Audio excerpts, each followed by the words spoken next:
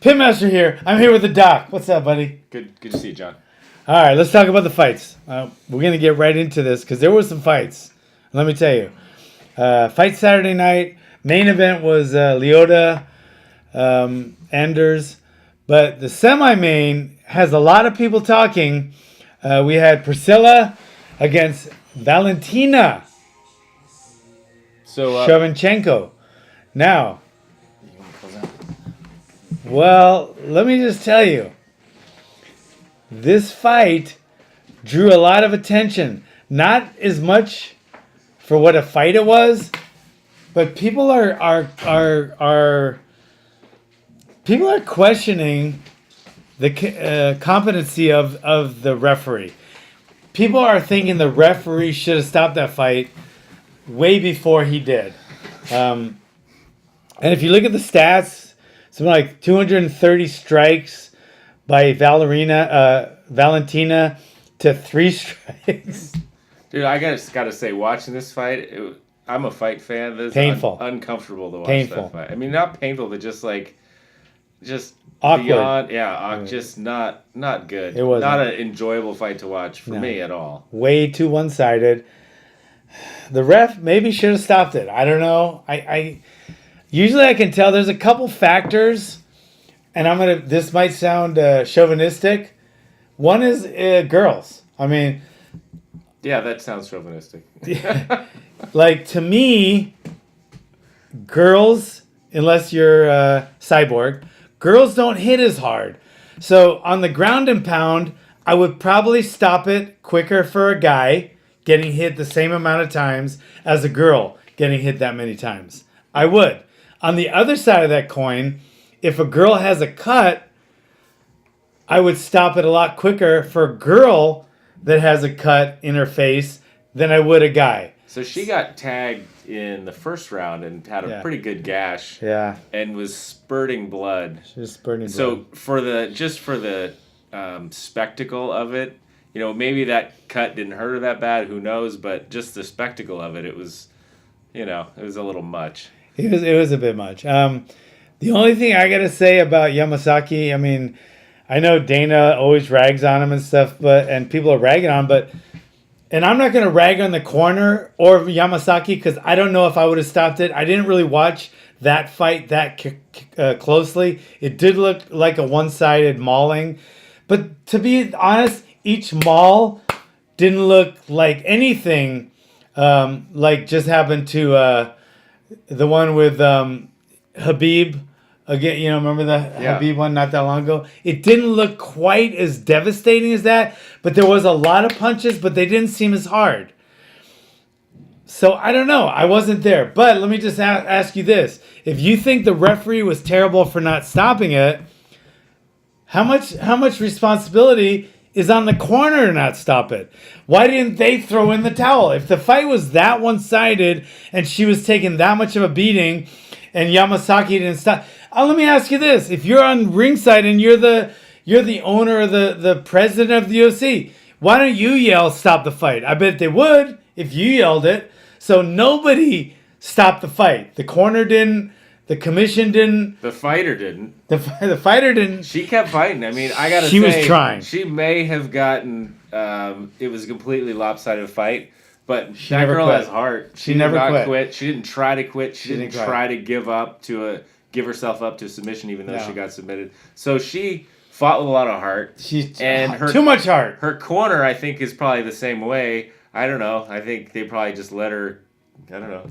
I wasn't there, and I'm not judging her corner, but and everyone knows this, including John, Big John. Everybody knows if my fighter's getting hurt, I don't wait for a referee. My towel's going in immediately. If I think my fighter's in danger, I'm throwing the towel in. I'm the corner. I'm his trainer. We're a family. Well, their corner did have an opportunity because this went into the second round, right? So they had her on the stool. She really was outclassed severely that entire first round. Yeah. So if her corner, I don't know, they still expected her to win. I mean, it was a pretty crazily lopsided fight. So I don't know. If you look at it, you got to look at it through your eyes. If you were in the corner, I'm sure you would have stopped the fight. I probably would have stopped it, but I'm not judging her corner because I'm not them. I'm not judging Yamasaki because the way I saw it wasn't quite as harsh as everybody else saw it. But if I'm just going to tell you something. When you start ragging on the referee, go to the corner first. They're the fighter's first line of protection. Protect your fighter first. And that's what the corner should do. So before I yell at a referee, I'm going to yell at the corner. I'm not yelling at anyone for this fight, but that's my rule of thumb. Here's my question. Would you ever, if she was your fighter, Priscilla was your fighter, would you ever have let her take this fight? Yes. It was a pretty, I mean, from the numbers and the betting odds, I think it was a horribly lopsided fight. Two things. If it was a low-level fight for maybe Tachi Palace or 559, great organizations, but they're the lower-level fighters, I would not take that fight with this much of a mismatch, okay? Now, if I was a low-level fighter, I had a low-level fighter, and they offered her Valentina in the UFC, I'd say yes, because that might be your last chance to make it to the big show. Now, once you make it to the big show, and someone asks you to fight someone higher up in the big show, you say yes. If you say no, you might ruffle the wrong feathers. You might not get asked again. And if you want this to be your career, you are not going to say no. If you were going to Valley Junior College for medical school, and then they offered you a promotion to go to USC, would you say, I'm not ready, or would you just jump on it? I would hope I didn't flunk out and I'd go. Yeah. And that's what they do. Because you might not get another offer. So I don't think Priscilla's people, I think they didn't make a bad choice to take the fight. And anyone out there that's judging them, think of this. You get offered into whatever your profession is, whatever your goal, your passion is. What if you get asked to go there and you might only get one offer? So luck is opportunity meeting preparedness. Well, I think Priscilla too defended her corner and said, I'm glad they didn't stop the fight. I agree with their decision not to stop the fight. She got hurt in that fight too. She tore up her knee. She's going to be out for 8 to 10 months in the first round with a torn ACL. This fight did her stock much more. She went up in stock. She didn't go down at all. She went up in stock because of her toughness. The UFC is going to remember this fight.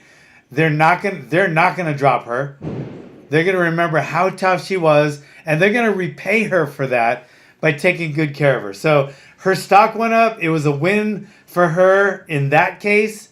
And I think the only person that really going to suffer for this is Yamasaki, because everybody's ragging on him. I don't think they should, but they are. Well, the one thing I will say watching that fight, every time I was so happy he was about to stop the fight, Priscilla would do something to make it look like she was defending herself. Every time. Yeah. I mean, there were probably 5-6 times in the first round where she was almost getting out of something, and then so he didn't stop it. So he was right there ready to step in. So I really don't understand why they're ragging on him, because there's plenty of blame. Because you got to rag. There has to be a scapegoat. So you're throwing him under the bus, but it's not like she was getting beaten and then wasn't intelligently defending herself. She would get out of situations and she would get up, or she would whatever. She would block the punches. She would get an arm free. She would do just enough to keep the beating going. She screwed herself. So she got more of a beating. But I think it's a win for her. She's going to go up in value because of her toughness. She's going to be known as the Artur Agati of the women's division. She's tough. She's tough. You can't say she's not tough. No. She's tough as nails. As horrible as that fight was to watch, that's one tough fighter. Yeah, she climbed the ladder, and Valentina. Not a tough female fighter. She's a tough fighter. She was awesome. Yeah, but there's a division in the two now. Valentina is proven that she is the force. Do you think a fight like this is made, like the matchmakers look at this, they gotta see it's lopsided and go, hey, we can get some great footage of Valentina. No. She's got some great highlight reel stuff now. No way. Look at this picture. No way. I know, but no. I mean, going into this fight, they expected it to be a good fight. You think so? Yeah. I mean, a lot of fights, you look at people's records. Maybe that's all they had for Brazil, because she was a Brazilian fighter, and other people turned the fight down. But this is the UFC. They could have found someone else. I mean, the UFC, people don't say no. When they travel to Brazil, though, every fight's got a Brazilian fighter. It doesn't have to. Not everyone did, I don't think. Yeah. It might have, but they don't have to. And they usually do. They go to Japan, they get Japanese fighters. But not every fighter was Japan. They try to do that as much as they can, but if they wanted to, they would have found someone else. I'm just thinking the fight got set up, a little bit of it is a setup. No, I don't think so. You're wrong. All right, I've been there. I've been behind the scenes in that, listening to the matchmakers and the promoters and the managers talking. I've seen setup fights, and I know there've been setup fights, but not in the UFC. I think the UFC does not set up fights. Yeah, and like I said, I don't think she's unhappy that she took the fight. No, she's not. Or at least she's not admitting she is. Her stock is way up right now. Okay. So, you go to the main. Now she's having surgery, so. No, let's go to this one. So, Prazeres and Green. This was the fight right before the co-main. Yeah, this is the one that a lot of people don't understand why it was stood up. Another Brazilian against, where's Desmond from? I think from New York. So if you guys were watching this fight, Desmond was the one with the crazy hair. With the hair. He was the one with the crazy hair. And the poor referee, he had such I don't know why this is legal. This needs to be changed. Who was the referee on this fight? It was Mark Goddard. Okay. He's the up and comer. He's going to be the next Big John, the next Herb Dean. I mean, he's the next up and comer. But that poor guy, his hair, Desmond's hair was all over. He looked like Cousin It. Okay, so with his hair all in it, you didn't know where the front and where the back was. So Michelle had him on the ground, and his hair was down, and you didn't know if it was turned in or turned out because all you saw was hair. So he was hitting him, and Goddard said he was hitting him in the back of the head, but you couldn't tell because his head, you didn't know his head was like this. It could have been like this. All you saw was hair, right? He had these dreadlocks all in his face. You couldn't tell where his ear was, which is the point. Behind the head, behind the ear is illegal. In front of the ear is legal. You couldn't tell because all you saw was hair. So poor Mark Goddard, he didn't know where it was. He couldn't tell. It looked like Desmond's face was in the mat. Who knows? I don't know where it was, but nobody knew. Is in the mat, and he's in, and Prazeres is in the dominant position, hitting him, and actually stopping and looking at the ref. Yeah, like, is this fair? Is this does he have to pull his hair back to hit him? That is a crazy rule. Why did they not change that immediately? They need to change that rule immediately because that caused tons of shit. I mean, because Michelle could have stopped him here, but Goddard stood him back up because he had to, because he actually thought Michelle was fouling, so then he has to do it. But Michelle didn't know he was fouling. He should know where the ear is so he can hit in front of the ear. He had no idea. It was a very bizarre exchange because he's on top. He's got the guy. He can't get up. He's got him down. And he's not even really hitting him. He's just talking to the ref, looking at the ref like, can I hit him now? I think he could have finished him there. Right, he could have. Then they stood him up. It was very bizarre. It was bizarre. So how do they fix the rule? I think you got to have your hair cut. Yeah, you got to have your hair cut. It can't go in front of your face. And that was a travesty. It really was. It wasn't, I don't think it was Green's fault because it's not a rule. It's definitely not Michelle's fault. He did everything he had to do and he still won. And it's not Mark Goddard's fault because as a referee, he's trying to go, he's probably thinking, is that in the back of the head or the front? Oh shit, I'll play it safe. Okay, it was the back of the head. He couldn't tell because he looked, all you saw was like a mop full of hair. Total stupid rule. They need to change that rule like today. Write that down, commission. Change the rule. You got to cut your hair. That was crazy.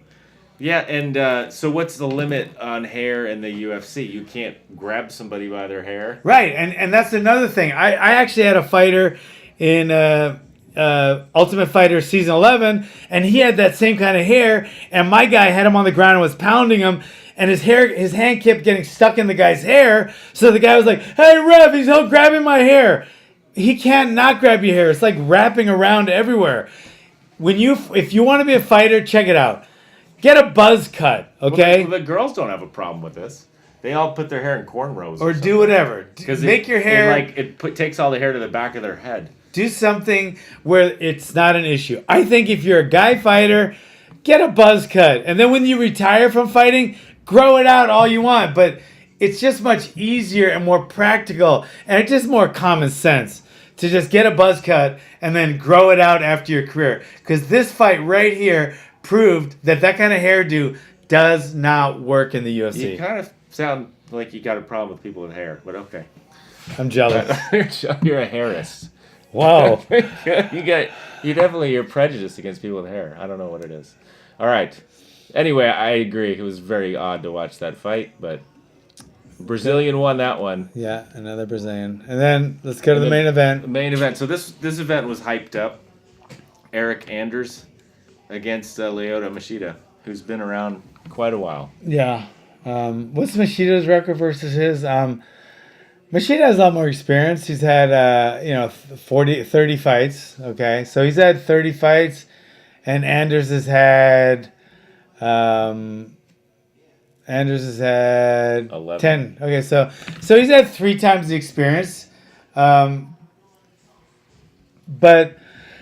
he's an up and comer. Anders. He's had a couple UFC fights, and it was a good fight. I think he definitely showed that Anders showed that he belonged there. Some might think he won. I could have gone either way with it. If I was in Machida's corner, I might have bitched a little bit because I think Machida definitely scored more punches, scored more strikes, was in control more. But I think the time that Anders was in control, he was in more dominant control.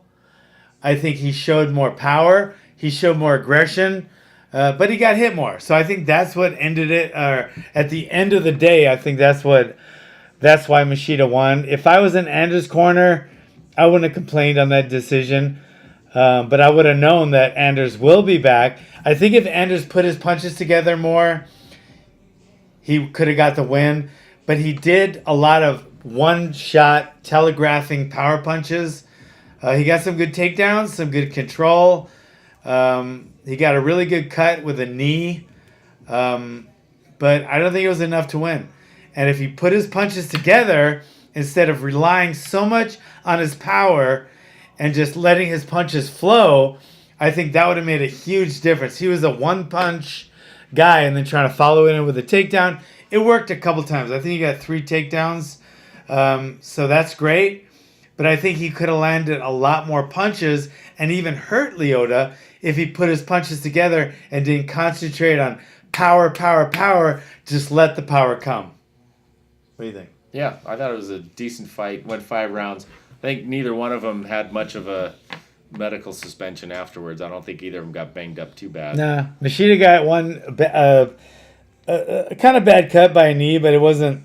It was blood. A lot of times cuts look worse than they are because around there's a lot of vascularity around the head and face. But on the other side of that, sometimes cuts don't look as bad as they are. Like if they're in your nose and you can't, maybe it doesn't bleed that much because they stopped it, the bleeding from coming out, it's still going in the back and you're still swallowing it and tasting it, and it does hamper your performance. And just a little cut above your eye, maybe it's not even bleeding that much, but it messes with your vision a lot. So cuts can be, or you might get one on your head that's bleeding like crazy and it doesn't really affect you at all. So you really can't tell how much the cut is affecting the fighter, but you have to think it's affecting them some. So it's not really in a positive way unless you're Arturo Gatti or Leonard Garcia. They like the blood. And there's another thing about blood when they're fighting is as soon as they go on the ground and there's blood everywhere, I think they're really slippery. Yeah, but that affects them both equally. So that's kind of that's kind of going both. Because like if you're the bleeder and the blood's off of you, your opponent is still gonna get the benefit, or the it might be a liability or it might be an asset. So if you want to get out of the hold, whether it's your blood or his blood, if there's blood there, it helps you get out of holds. If you want to hold on to him, and it's his blood or your blood, it could hamper that. So now it's a deterrent. So blood can be your friend or your enemy. It's necessary. It's necessary. I know that. So it was a good fight, not a great fight. Like I said, Lyoto, I like the way you moved. I like your punches, your kicks, your movement. He looked really good. He's 38, I think. Yeah, he had a lot. He looked good. He had a lot of good pot shotting. He could have come back with a little bit more power. Got the respect of Anders a little more. And Anders, I think you need to quit loading up on one punch and just let your punches go. And then whatever one lands will knock your opponent out or hurt him. But you don't have to just rely on one. And when people do that, it tends to they tend to freeze up a little and telegraph. So his punches were kind of and then he's like swinging real hard. And by then, Machida was gone and hit him 2 or 3 times. So it was a good fight, not a great fight. Machida's back. He's on a kind of a string of losses, but he's back now. And Anders, you're up and coming. You're gonna make it up the ladder. So it was a good fight. I think that was Anders' first loss, at least in the UFC. Maybe it was his first loss. Yeah, it could be. Yeah, he'll be back. So that's that. But I don't know. So my biggest takeaway from this card was, number one, stupid as hell to let people have that haircut, because that needs to go away. The referee should never not know if it's a foul or not because of your hair. That should be illegal. If your hair is all over, they should be able to hit wherever they want, just whatever lands, because they can't tell. How else can they tell? My second one is, as bad as that fight looked with Priscilla and Valentina, and as much as you want to rag on the referee, and there are some bad referees out there, don't forget, guys, if you're a cornerman, it's your responsibility to protect your fighter. You are the first line of defense for your fighter. You care about your fighter more than anyone else out there. You are responsible. You know them better. If you see your fighter getting hurt, stop the fight. If they come back to the corner and you don't think they're 100%, stop the fight. If it's a UFC title fight and there's millions of dollars on the line, then weigh your decision with that in mind. But your fighter's health and well-being should be your number one choice. Okay, it should be the number one decision-making process. All right. You and I are in agreement on something. I agree totally. What? Totally. When you put all the factors in there, your fighter health should be number one. That's all I gotta say. What about you? Well, I think, and I don't know, maybe there's some cultural difference too. You think between the Brazilians and maybe it's more of a warrior mentality. I don't know. No. Look at American fighters like Mickey Ward, Arturo Gatti, who's most of his fights were here. Some of those Mexican American fighters just known to just never quit. You could say maybe that was a Mexican thing, but most of them were from here. Yeah, the fighter's not going to quit. I'm saying is the corner. The corner just letting their fighter go even if they're getting pummeled. I see a lot of American guys. And when they say we, and it's like we, it should be like we are going to train really hard. We are going to do this and this. But when it's the fighter getting hurt, then lose the we. It's him or her. All right? So when you want to take credit for the win, say it's him or her. When they're getting hurt, it's him or her. Okay? But when something bad happens, then it's we. That's how I look at it. Like, my guy lost this week. Okay, tell them about your fights. Yeah, one of my guys won, one of my guys lost. And the guy that lost got caught in an armbar, fought his heart out to get out of that armbar, ended up probably ripping some ligaments trying to get out of it. There was no quit in him. But that was our fault. That wasn't just his fault. All right, it was our fault. I don't think I relayed the instructions as well as I could have in the corner. I think I let there be a little bit too much commotion in the corner. That was my job. I should have controlled it better. So we lost that fight. All right, we lost that fight. And then my other guy won. He won. I don't think we won. I think he won because he went out there, put his all out there, fought a bigger guy, fought a guy with more experience. He dug in deep to his heart in his skill sets, and he won that fight. So that's how you should look at it as a trainer. When your fighter wins, he won. She won. When your fighter loses, you both lost. Okay? You have to take blame for that loss as a trainer. Okay? But you don't get to take credit for the wins. Sorry. That's just the way it goes. Sorry. If you don't like it, don't be a trainer. Sounds like good advice.